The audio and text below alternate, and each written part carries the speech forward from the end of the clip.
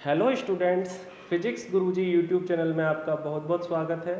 हम फिजिक्स में जो बेसिक मैथ इस्तेमाल होता है उसके बारे में बात कर रहे हैं, जो आपका 12th लेवल की दृष्टि से बहुत इम्पॉर्टेंट है, क्योंकि ये मैथ आपका डायरेक्टली कहीं ना कहीं डेरिवेशन में उपयोग होता है, जिससे आपको फ़ायदा मिलेगा। अभी तक जो हम बेसिक मैथ के बारे में बात कर चुके हैं, वहाँ आपका सदिश, सदिश के आपके प्रकार, परिणामी सदिश का मान, उसकी दिशा ज्ञात करना तथा सदिशों के घटक या वियोजन किस प्रकार किया जाता है, ये जान चुके हैं। इसके बाद हम समाकलन के बारे में, अवकलन के बारे में जान चुके हैं, ये किस प्रकार से उपयोग होते हैं, इनके सवाल किस प्रकार हल किए जाते हैं, ये सारी चीज़ें हम हमारे वीडियो में हम पहले ही जान चुके हैं। तो आप इन वीडियो को आप देख सकते हैं। अब हम आज बात करेंगे कि जो बीजगणित के जो कुछ नियम हैं वो हमारे फिजिक्स में किस प्रकार से इस्तेमाल होते हैं, कहाँ इस्तेमाल होते हैं, तो इनके बारे में हम आज बात करेंगे। तो सबसे पहले मैं एक सूत्र लिखता हूँ, a प्लस बी का whole square. a plus B का होल स्क्वायर क्या होता है आपका? a square plus B square plus 2ab। ये आपका जो बीज गणित का जो ये फलन है, इसका बहुत उपयोग होता है। यानी आपके दो पदों का जो योगफल है उसका यदि वर्ग हो तो वह किस प्रकार बनता है? पहले पद का वर्ग दूसरे पद का वर्ग प्लस 2 गुणा पहला पद इंटू दूसरा पद। यदि ये क्या हो, यदि दो पदों का अंतर हो तो किस प्रकार होता है आपका? a square plus B square minus 2ab। तो जो यहाँ पे योग और अंतर का जो आपको फर्क दिखाई देगा वो कहाँ होगा? प्लस और माइनस यहाँ पे आपको दिखाई देगा। प्लस है तो प्लस, माइनस है तो माइनस। यदि आपका दो पद है उनका यदि आपका क्या हो? क्यूब हो, यानी घन हो, दो पदों के घन का आपका किस प्रकार से होता है? तो a cube plus B cube plus 3ab into A plus B. यदि आपके दो पद हो वह आपके घन के रूप में हो और उनका अंतर हो, यदि दो पद हो वे आपके घन के रूप में हो, उनका अंतर हो, तो क्या होगा? a cube plus a cube minus B cube minus के 3ab into A minus B. मैं इस प्रकार से ये जो दोनों समीकरण इस प्रकार से क्यों याद रखता हूँ? क्योंकि अगर यहाँ पे पद में प्लस है, पद में प्लस होने का मतलब क्या है? यहाँ पे आपके जो सभी यहाँ पे आपके पद होंगे वह वहाँ पे योगफल आएगा। यहाँ अगर माइनस है तो यहाँ पे आपका माइनस आता है। तो कई बार ये जो समीकरण है किस प्रकार से यूज होता है? a cube plus B cube. ठीक है, तो a cube plus B cube क्या हो जाएगा आपका? a प्लस बी का whole cube minus 3ab into A plus B. तो थोड़ा कंफ्यूजन हो जाता है, तो इसलिए आपका क्या होता है, इस प्रकार से ये याद रखना सबसे बेस्ट होता है। अगर इसकी बात करें a क्यूब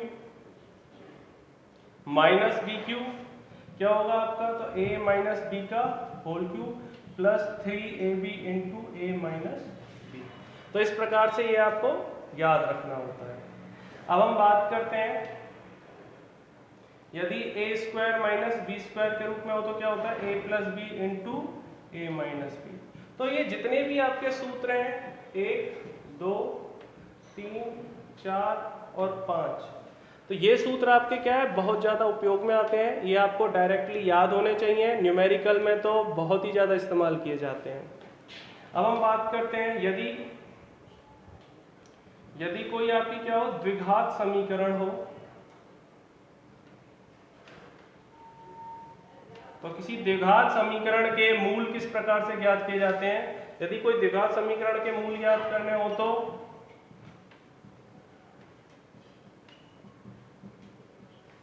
तो वहां पे क्या होगा? यदि मैं मान के चलता हूं मेरी कोई द्विघात समीकरण ax square plus bx plus C बराबर 0 के रूप में है, यदि मेरी द्विघात समीकरण ax square plus bx plus C बराबर 0 के रूप में है, तो यहाँ आपका क्या है? जो चर राशि है वह है x और अचर राशि है वह क्या है आपकी? a b और c। तो ax square plus bx plus C बराबर 0, तो यहाँ आपका क्या है? जो चर राशि की घात 2 है अधिकतम, तो चर राशि की घात अधिकतम 2 है। तो जब कोई इस प्रकार की समीकरण हो तो इसके क्या होंगे? अधिकतम जितनी घात हो उसके उतने ही मूल होते हैं। तो यहाँ x के यानी मूल का मतलब क्या है? ये जो समीकरण है आपकी दो मानों से ही आपकी क्या करेगी? आपकी ये संतुष्ट करेगी। तो x के वो दो मान कौन कौन से हो सकते हैं? तो इसके लिए हम क्या इस्तेमाल करते हैं सूत्र का? तो minus B plus minus root B square minus 4ac upon 2a। तो ये वाला समीकरण हम यहाँ पे क्या कर सकते हैं, तो ये वाला जो समीकरण है यानी x के जो आपके दो मान हैं उनके मानों को निकालने के लिए हम उपयोग में लेते हैं।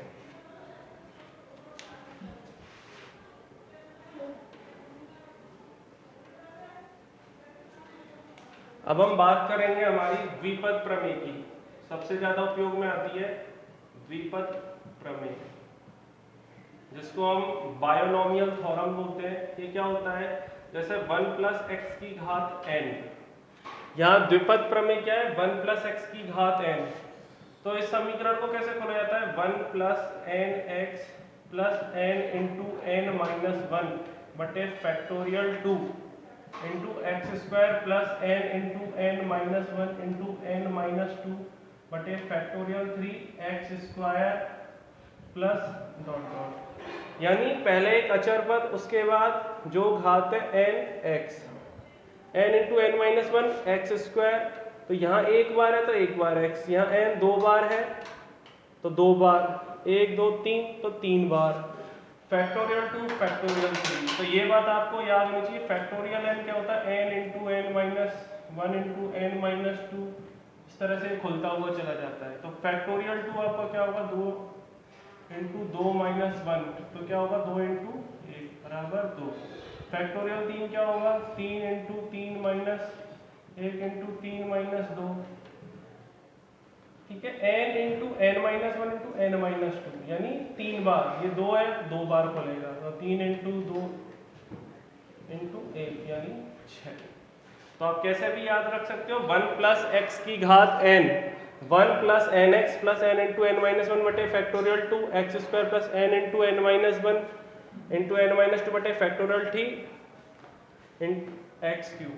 तो इसी प्रकार क्या होगा, 1 माइनस एक्स की घात n आपका क्या होता है, 1 minus N X plus N into N minus 1 बटे factorial 2 X square minus N into N minus 1 into N minus 2 बटे फैक्टोरियल 3 एक्स स्क्वायर प्लस, इस प्रकार ये आगे बढ़ता जाता है। तो ये कैसे याद रखना है, यदि आपके दो पद आपके क्या हो, अगर अंतर के रूप में हो तो ये क्या होगा, यहाँ पे आपका जो x की घात, एक तरीके से आपको ये याद रखना है, यहाँ x की घात 0 है, यहाँ x की घात 1 है, यहाँ x की घात 2 है, यहाँ x की घात 3 है। तो यानी जो घातें आपकी क्या होती हैं, विषम घातें होती हैं, उनमें क्या आएगा आपका माइनस आएगा, ठीक है, ये आपको ध्यान रखना है। तो 1 माइनस एक्स की घात n क्या होता है, 1 minus N X plus N into N minus 1 बटे factorial 2 X square minus N into N minus 1 into N minus 2 बटे factorial 3 into X cube plus. तो इस प्रकार से खुलता है। लेकिन हमें क्या याद रखना है, ये सूत्र तो हमें याद होने ही चाहिए, लेकिन हम कहाँ क्या चीज उपयोग में लेते हैं, ये लेते हैं क्या, यदि 1 प्लस एक्स की घात n, कब, क्योंकि जब क्या हो, x आपका क्या हो, 1 से बहुत छोटा हो। 1 प्लस एक्स की घात n आपका किस तरह से इस्तेमाल होता है, 1 प्लस एन एक्स, या फिर क्या होता है 1 माइनस एक्स की घात n, ये आपका क्या हो जाएगा सीधा 1 माइनस एन एक्स। तो इस प्रकार से ये सूत्र आपका द्विपद प्रमेय का उपयोग होता है।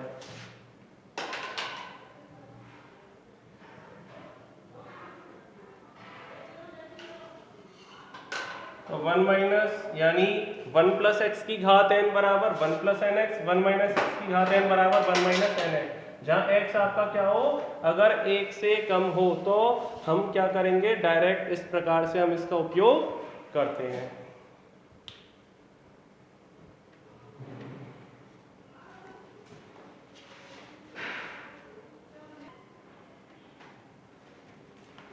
अब हम बात करते हैं योगांतर नियम की। योगांतर नियम का कुछ जगह आपका उपयोग होता है। तो योगांतर नियम क्या होता है, जैसे P बटे Q बराबर मैंने लिखा आपका A बटे B। तो यदि आपका क्या हो, अंश बटे हर के रूप में क्या हो, एक समीकरण दी गई हो, तो योगांतर नियम किस प्रकार से लगाया जाता है, P प्लस Q बटे P माइनस Q। यानी आपका क्या होगा, जो आप अंश में से कर सकते हो, अंश में से आप क्या है, ऊपर जो आपने किया है अंश पे हर जोड़ा, अंश में से ही हर घटाया। इसी प्रकार यहाँ पे क्या होगा, a प्लस बी बटे a माइनस बी। आप किसी भी प्रकार से इस्तेमाल कर सकते हो, जैसे हम ये रख सकते हैं p माइनस क्यू बटे p प्लस क्यू, तो a माइनस बी बटे a प्लस बी। तो यहाँ पे आपको ये चीज ध्यान रखनी है कि जो क्रिया हम क्या करेंगे, पहली राशि में करेंगे, यानी चाहे वो योगफल के रूप में हो चाहे अंतर के रूप में, तो हम उसी प्रकार से समीकरण का उपयोग कर सकते हैं। तो नॉर्मली जो हमारा हम योगांतर जो अनुपात होता है, योगांतर नियम होता है, हम इस वाले को फॉलो करते हैं।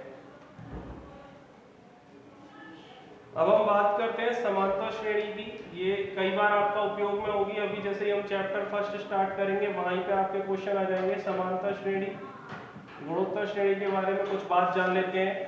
तो समांतर श्रेणी क्या होती है, यदि कोई मेरे पद इस प्रकार से हो, a plus D, a plus 2d, a plus 3d, यानी इस प्रकार से आपके पद हो, यानी ये मेरा प्रथम पद, ये मेरा प्रथम पद, ये मेरा द्वितीय पद, ये मेरा तृतीय पद। तो इस प्रकार से पद अगर चल रहे हो तो यहां आपका क्या होता है, d अगर मेरा क्या है, सार्व अंतर, तो d अगर यहाँ पे मेरा सार्व अंतर है तो यहाँ पे क्या होगा, n पदों की, तो ये मान के चलता हूं यदि ये यहाँ पे n पद है तो n पदों की जो समांतर श्रेणी है, तो n पदों की समांतर श्रेणी का योगफल क्या होगा, ये आपको ध्यान रखना है। Sn बराबर n बटे 2 into 2a plus n minus 1 into d। तो ये सूत्र आपको याद रखना है। यदि आपका पहला पद क्या हो, a plus D, a plus 2d, a plus 3d, a plus 4d, इस प्रकार से अगर ये क्रम चलता हुआ जा रहा है, तो चलते हुए क्रम में अगर हम ये देखें कि अगर आपका सार्वंतर क्या है, d है, और ये n पदों तक जा रहा है, तो n पदों का जो श्रेणी का योगफल होगा वह क्या होगा, Sn बराबर n बटे 2 into 2a plus n minus 1 into D. तो ये आपको उपयोग करना है सीधा। अब हम बात करते हैं गुणोत्तर श्रेणी की।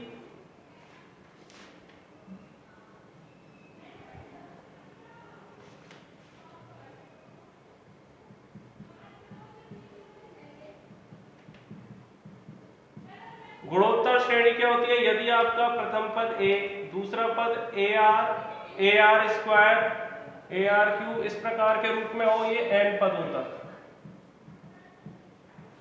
यदि आपका क्या हो, यदि प्रथम पद a, द्वितीय पद ar, तृतीय पद ar स्क्वायर, चतुर्थ पद ar क्यू, और ये n पदों तक जाए, और यहाँ r आपका क्या हो, सार्व अनुपात, ये क्या हो, सार्व अनुपात। तो यहाँ पे क्या होगा, आपका जो n पदों की जो श्रेणी है, तो Sn क्या होगा, यानी n पदों की श्रेणी का,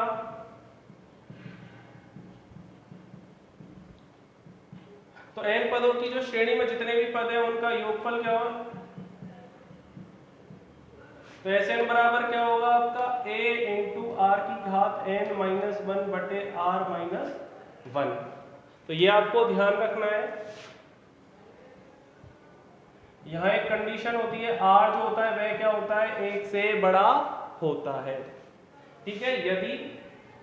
यदि आपका क्या है, r क्या है, अगर 1 से छोटा है, तो n पदों की जो आपकी श्रेणी का योगफल होगा वह क्या होगा आपका a इंटू 1 माइनस आर की घात n बटे 1 माइनस आर के रूप में होगा। तो ये सूत्र आपको याद होने चाहिए, ये सूत्र हमारे कई बार इस्तेमाल होंगे। चैप्टर नंबर 2 की बात करें, 3 की बात करें, तो ये सूत्र आपके बार बार इस्तेमाल होंगे, ठीक है। तो यहाँ आपका क्या है, सार्व अनुपात के रूप में, ठीक है। यदि आपका क्या है, अगर अनंत पदों की श्रेणी हो, तो यदि हम ये मान के चले n पदों की जगह क्या हो, इसी प्रकार से क्रम हो और वह अनंत पदों के लिए हो, तो अनंत पदों की श्रेणी का योगफल आपका क्या होगा, क्या भैया आपकी जो श्रेणी है वह आपकी क्या अनंत पदों तक चलती है, तो उसका अनंत पदों का योगफल क्या होगा, a इंटू 1 माइनस आर। कब होगा ये, r आपका क्या हो, 1 से छोटा हो, ठीक है। तो एस अनुपात क्या होगा, ए अपॉन आर माइनस वन। तो ये क्या होगा यदि आर एक से बड़ा हो। तो आपको ये चीज ध्यान रखनी है कि अगर हम सबको जोड़ेंगे तो यहाँ पे ये 1 माइनस आर और आर माइनस वन, यानी अगर आर छोटा है एक से तब तो 1 माइनस आर, अगर आर बड़ा है एक से तो आर माइनस वन। तो ये आपको याद होना चाहिए। अब हम बात करते हैं कि भाई जो दो चीज आई, एक तो हुआ आपका सार अनुपात आर, और एक हुआ आपका सार अंतर डी। क्या होता है, तो यहां हम बात करते हैं पहले यदि हम क्या करें, यदि हम द्वितीय पद में से प्रथम पद को घटा दें, यदि हम क्या करें द्वितीय पद में से प्रथम पद को घटा दें, ठीक है ना, हमें पद मिलेंगे, उन पदों में से हम देखते हैं। तो द्वितीय पद में से प्रथम पद को घटाने पे, या तृतीय पद में से प्रथम द्वितीय को घटाने पे, चतुर्थ में से तृतीय, इस प्रकार क्या होता है, दो पदों का अंतर, सार्वंतर मतलब क्या होता है, दो पदों का अंतर, ठीक है। और सार्वनुपात की बात क्या होती है, दो पदों का अनुपात। ये आपका क्या होता है, सार्वनुपात दो पदों का अनुपात। सार्वंतर क्या होता है, दो पदों का अंतर। तो जैसे मान के चलती है, मैं मान लेता हूं प्रथम पद ए है, द्वितीय पद बी है, ये सी है, इस प्रकार डी है। तो यदि बी माइनस ए, सी माइनस बी, डी माइनस सी, तो ये आपके क्या होंगे, डी।